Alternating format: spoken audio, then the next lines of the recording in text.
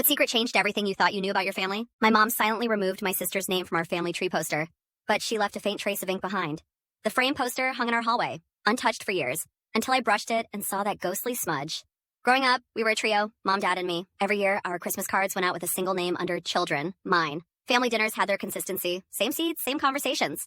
I always sat at the end, while my parents sat across from each other, lost in their own world. Once, in the attic, I found an old photo album. The photos were yellowing, but the thing that stood out was the stark absence. Every photo with more than 3 people was gone. Like a puzzle missing its most essential piece. One Sunday, I overheard a whisper, my parents in the kitchen talking about what happened with her.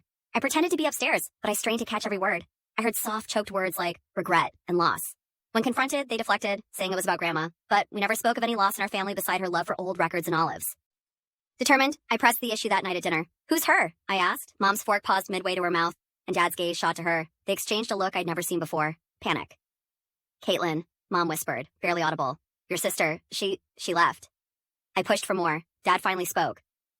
"She was older, and there were challenges." His voice cracked in a way that made my skin prickle. I spent hours that night looking through forgotten boxes in the attic, and there I found it, a dusty, forgotten letter addressed to Caitlin. It detailed her love for art, her struggles, and a choice to leave the confines of our rigid family life.